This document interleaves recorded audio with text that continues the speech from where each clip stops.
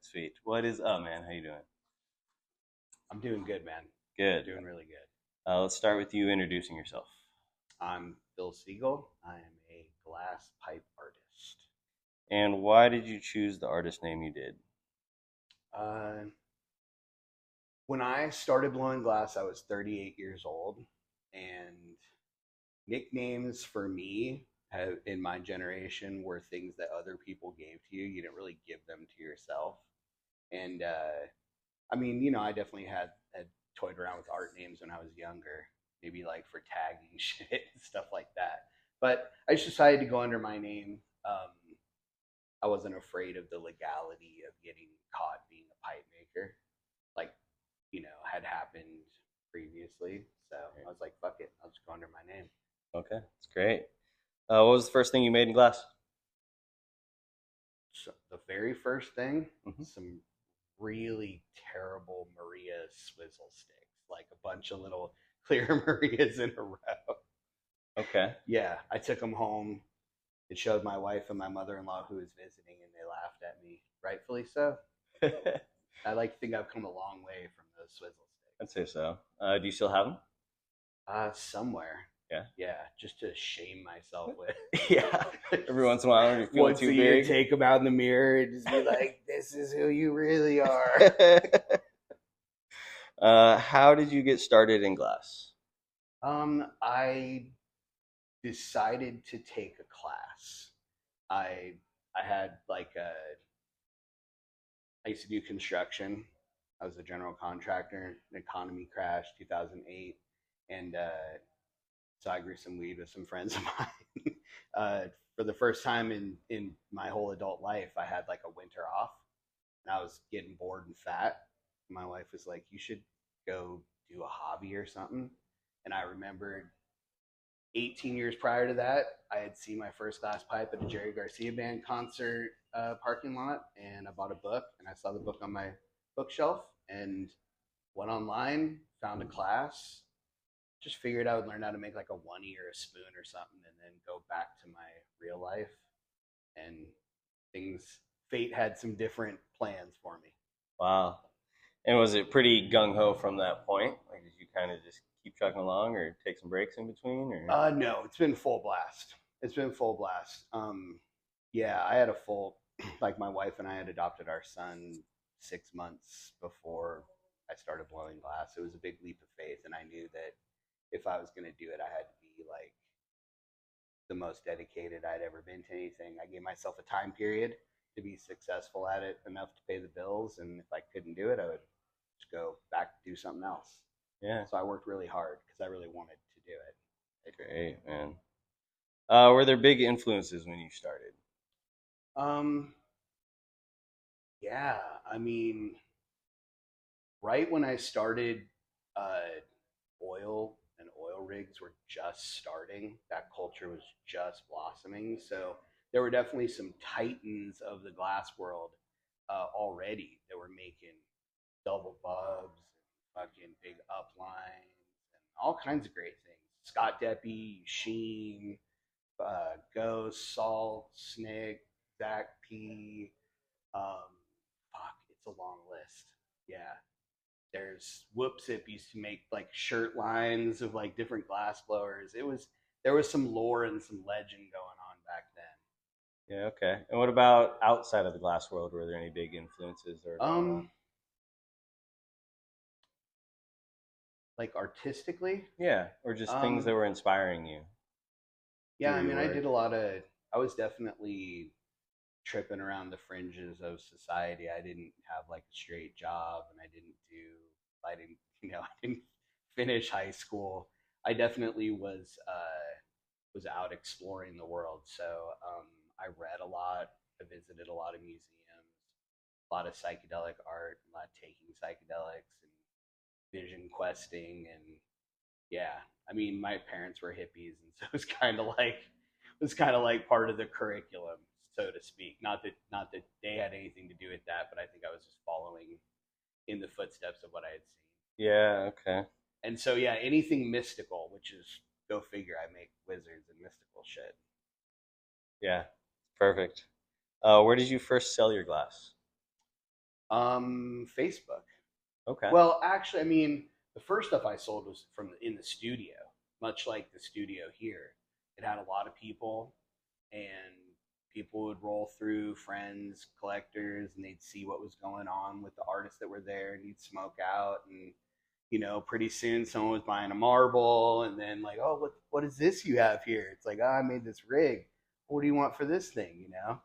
Start small, grows big, and I at the time there were these dudes, CCC 420, that had a YouTube show, like a podcast, like an early podcast in their living room, just them reviewing weed and oil and glass, and they bought some pieces from me and became really good friends, and then started to promote me on the internet, which was huge. Uh, Yeah. okay. Are there certain objects that you made at the start that you still make? No, there aren't any objects, but there's definitely a continuing narrative from the beginning all the way through. Yeah, I mean, there's definitely components and elements and form language that I used really early on that I still use because it's solid foundational stuff. Okay, give me some examples of some of that kind of stuff. Um, I think I it's like aesthetics, It's like everybody has their own style and their own sense of color and proportion, and how much, like when you set your encalmos up, you have, depending on how you're laying them out. I like to have a skinnier band that separates my larger bands. Some Okay. people go for a bigger band, some people like lip wraps. It's really like signature things Right. that start to become like not necessarily synonymous with your name. They're not the things that stick out the most, but they're these like background things that are consistently happening that become, you know, like Rounder edges, like if you softer know edges, art, you can sharper. surmise what brush Van Gogh liked to use. Hmm. The viewer doesn't know that, but like if you know painting, then you would know that, and that would give you an insight into that artist's specific things that kind of are their signature things. Right. Sometimes it's not so much what you do, but how you do it. So I definitely have some of those things that are continuous lines running straight through. Love that answer, dude. Paint me a picture of what the scene looked like to you when you first started blowing glass. Wow, I didn't know anything about it. Like I was telling you about how I got into, like, just go take class out of the blue. I show up at the studio, and at that time, the iteration of the studio, it was just a teaching studio. In years prior to that, it had been a production studio and other things. So it was me at 38 and a bunch of 19-year-old kids. And they knew about pipes, and I didn't really know about pipes. I was just there because it seemed like something fun to do. And they started asking me, like, who's your favorite glass artist? I don't know. I don't know any. They're like, are you on glasspipes.org, or one of the many forums that where people showed their stuff? And of course I wasn't, but I went home that weekend, and I like I just spent hours and hours combing through anything glass pipe related, and I immediately identified some people that were doing were clearly doing things that were way more advanced than other people, and just had something that resonated with me aesthetically. Yeah, it's crazy. I say that a lot too, where I didn't know anything about any of the artists, and it made me almost feel like I needed to overcompensate and learn a ton at the start. I almost did the same thing as you, right? For me, it was colors of glass, where Okay. I needed to be able to look at the color and just know Just exactly know what it was. what it was. That was a Yeah. big thing for me. What do you feel inspires your work the most right now?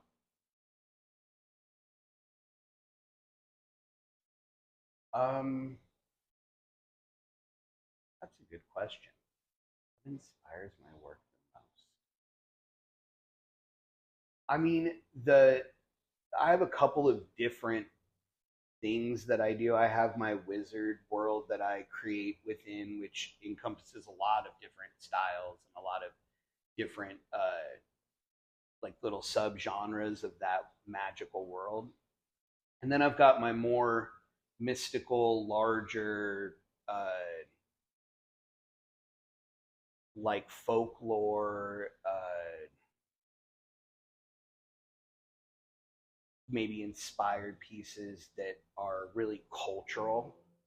And those are the ones that I think are probably the ones I spend the most time researching, because I really want to get a broad understanding of what that subject is before I start just making shit that looks cool for the sake of looking cool. Like, I always want to honor the form language of the culture that I am playing around in artistically, and I always want to be respectful. So I feel like knowing a lot about what you're doing is part of how you show respect for it.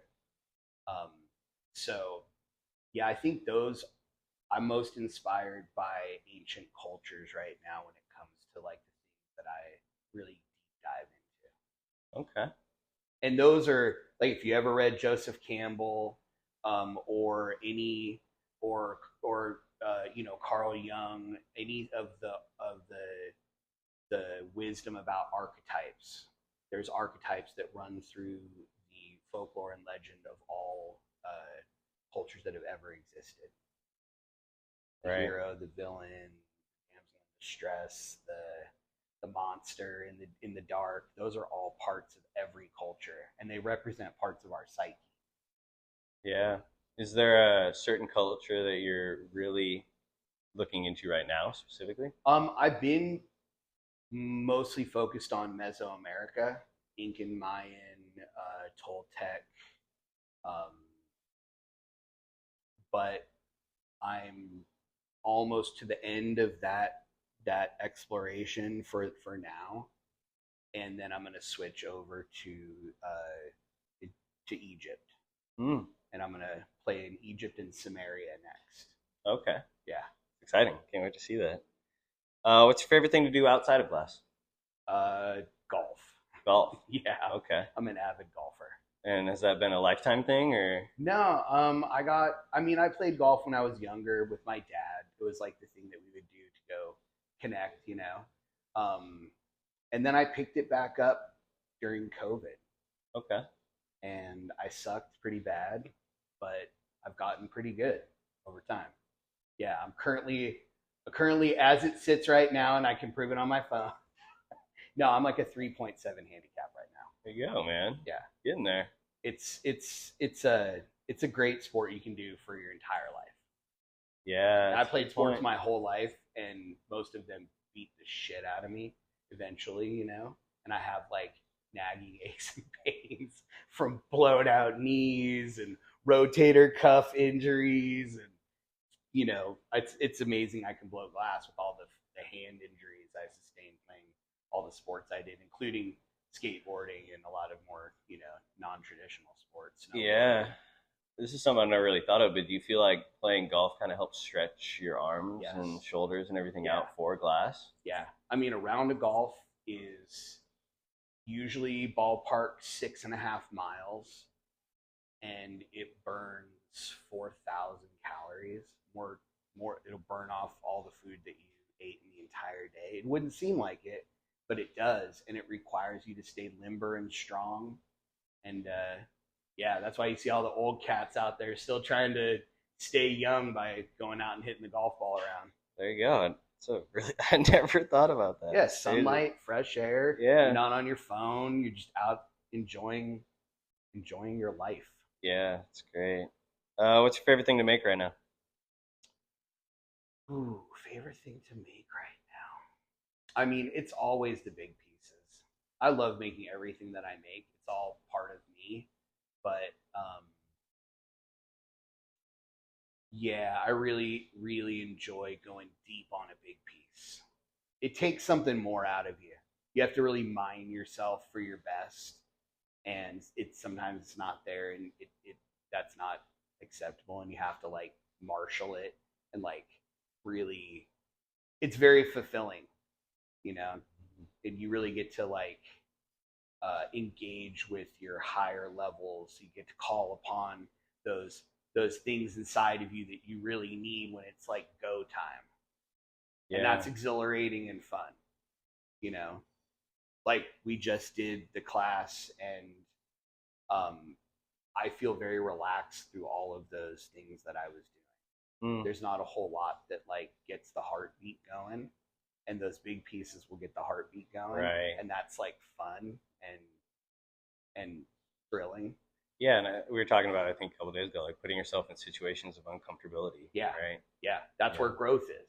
Right. Growth is in that next place that you have to stretch to get into, and I I like doing that to myself. Maybe a little masochistic, but you know, Yeah, I think it's. I think I all think it's I good. think all good art happens when you're just past comfort. You know, Yeah. I don't know that there's a lot to be gotten out of that when it comes to creativity. There's creativity after being in places of comfort, but again, it's from throwing yourself, from getting the balance of the place of comfort, the reflection time, the planning where you're not under the gun, but then that eventually needs to seed to to the beginning of the adventure. You know, you rest up when you hike, then you rest up at night, then you fucking hike again. And like, so those moments of solitude, that's part of the golf course thing for me. Yeah. Those are moments of solitude, moments of balance and reflection and regathering energy so that then I can go and like lay it all out there. Yeah. It's a great way of looking at that. What do you hope the scene looks like in 10 years? God, dude. I mean, I've been doing this for a little over 13 years and it's changed so much. Who knows? Who What do you knows? hope it looks like? I mean, I think the hope was always that with cannabis uh, acceptance, I don't even know, whatever, like with cannabis being less stigmatized and more widely accepted, that some of the those long held kind of beliefs that aren't really in step with what we know about cannabis but still persist because the education to counter those old thoughts just isn't there, or they don't care, or they've already made their mind up what it is. I would love to see it continue to go in the direction that it's going, where um, more people are more open to experiencing the things that are satellites around the cannabis industry. Hmm. You know, and that's what we are. Like we exist in an art space around the cannabis industry. Like Right. I make pipes for people that smoke cannabis. It's part of the cannabis culture. And so as that culture grows worldwide now, there's more people open to it. And there's, I mean, I see like, you know, 65-year-old people buying pipes that have something connective for them that's more than just a clear Chinese, you know, cheap production thing, but something where there's like some art in it, and they connect to that. So I'd love to see that part of it get even more. You know, like tattoos. Tattoos were like an underground thing, and no respectable artist would be a tattoo artist, right? And then there was a shift, and then like there was these people that would have been graphic artists working for big ad companies that were now taking their fantastic art talent and applying it to this thing that no longer held the stigma of like criminals and shit. So that's where I think I would like to see it go. Love that. I make that connection a lot with people too when I talk about that, and like extreme sports. I say are kind of like two of Absolutely. those, you know. Yeah, that wider acceptance. Yep. What do you feel more glassblowers should be paying attention to? I think, I mean that's a complicated question because there's there like we were having this conversation about art and craft, and within the glass blowing world there's everything from both sides of that spectrum. There are people who just completely self-identify as artists. I am an artist. If you ask me what I do, I'm an artist. And then there's other people that are just like a proud craftspeople, you know. So I think they pay attention to different things. You know, I think craft is trend driven, where you see a need, you fulfill the need, you know, and you hope to do it artistically. If if you're really good at your craft, there's art involved in that, you know, and making something that stands out but still utilitarian. And I think if you're an artist and that's what you mostly lean into and you're okay with not having a ton of money, maybe unless your shit hits, you know, in a way, that's what the hope is, then I think you close your ears to all the noise and you just go inward and you mine whatever that special thing you have inside of you is that nobody else has. Because that's what art is.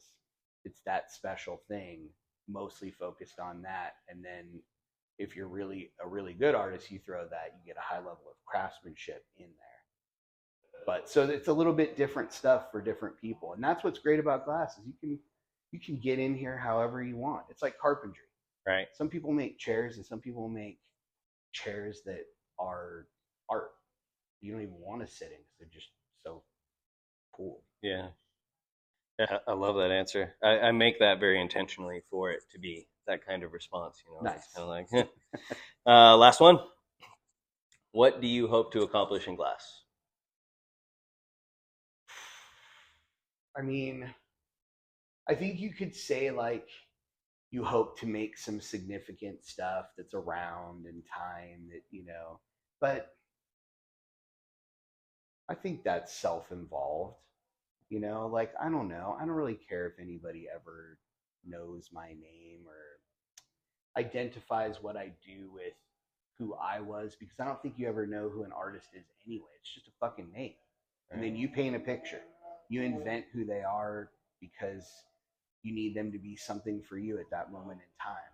So I think if I could inspire somebody to, you know, with anything I say or do or whatever, not on purpose, but just by being my authentic self, then those connections, I think that's a life well lived, you know? Yeah. Love that, man. All righty. Thank you very much. Yeah, my pleasure.